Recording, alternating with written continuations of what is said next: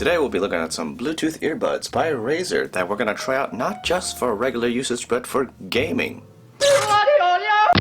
Now the earbuds in particular we're talking about is the Razer Hammerhead BT. They've been out for a while, but I've only recently realized that they have the APTX codec, which is supposed to be lower latency and higher quality in sound. Taking a look inside, it's nice as usual, typical Razer packaging. Inside you get a carrying case, a charging cable, the Bluetooth earbuds themselves, and some books with stickers inside, but no chroma. Inside the accessory pouch of the case are earbud tips, which comes in small, medium, and large. So the case carries everything. I put my charging cable in the accessory pouch. The earbuds themselves have their own specialized slot to put everything in. It is now sped up for this video because it takes forever to put it in. It looks nice in the end, but it's a hassle.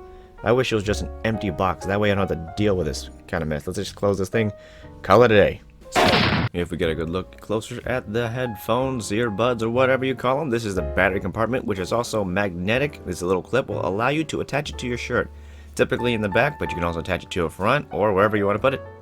Now you can also remove the little battery bit to switch the rubber bit around, so when you want to attach it to a front, you'll have your right earbud on the right side and the left earbud on the left side, because if you switch it around the other way, it would kind of flip around, and well, you'll see in a bit. Moving along, the cable is thick, flat, and two-colored.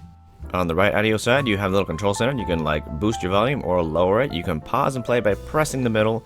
And if we turn it to the other side, you'll notice the mic. This is what you'll record when you make calls and such. Now you can also pop this open here to charge your thingamabob with the included micro USB cable. Now to turn it on, you hold the pause play button in the middle for a few seconds and your earbud should start to flash a little bit. It'll be flashing when you need to be pairing it. And when you connect it to your phone, it will start to simply glow and fade. This is the breathing effect. You can't turn this off. It stays on forever. I wish they had a way to turn it off or, set it permanently on if you want that, but there's no way currently. Now, if you're charging it, it'll begin to glow. This is the color it'll be an orangish color.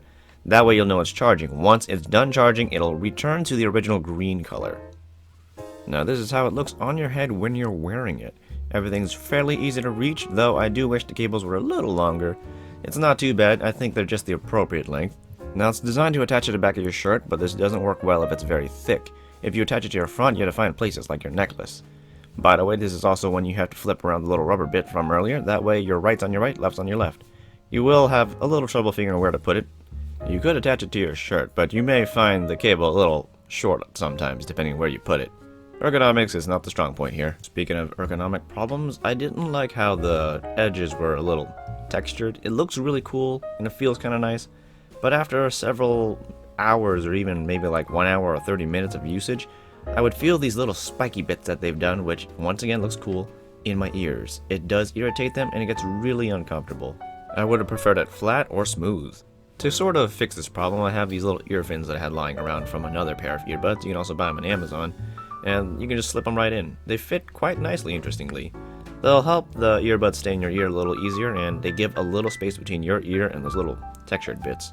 This prevents the irritation from the texture, but still, this would mean this is a problem. I feel like the fins should either be included or not at all. Otherwise, these earbuds should have been completely smooth, or those textures should have been flattened out. Sound-wise, they're quite nice. I'm not an audiophile, but the sound isn't overblown anywhere. The bass is a little boosted, but that's to be expected. It's for your enjoyment, I guess. They're more fun in that aspect. Since they're not really geared for gaming, the highs aren't boosted to the point where it pierces my ear sometimes for those S sounds, which is good. Now, since these are APTX certified, there is very little lag. I've been able to actually use these on PC with Bluetooth for gaming, and I haven't noticed any sort of lag at all, which is quite surprising for Bluetooth earbuds. Despite having a mic, you can't use this as a headset, only as wireless headphones. The mic is only active in hands-free mode, which also has terrible audio quality for listening, so that's just the limit of Bluetooth. Now, I want to recommend these, but the Ergonomics do make these a little bit more difficult and a bit of a fuss to use for my use case. For other people, not so much. Like this part where I have to flip the rubber from the front to the back, and every single time.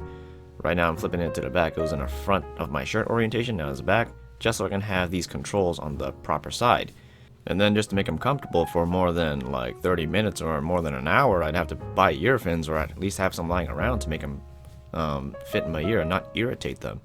And that's a problem. It's been a problem since the wired version, so I'm not sure why they didn't remove the textures. Now, given that even though there's all these problems ergonomically, the sound I like. And once you have all these things, it sounds good. And it feels good to use, and I don't mind it too much. But for most people's use case, I think it's just not good enough to recommend. You see, you have to buy all these extra things and make all these adjustments just to make them comfortably usable on a daily basis. And when you put these earphones on, it doesn't even fit in the case anymore that well. Well, now I wanted to like these. They sound great and they can be used for gaming, and that's shocking for Bluetooth. But the comfort isn't there. If I can't wear them for long periods, then there's no point really at all. I hope they would be an end-all be-all, but they're not.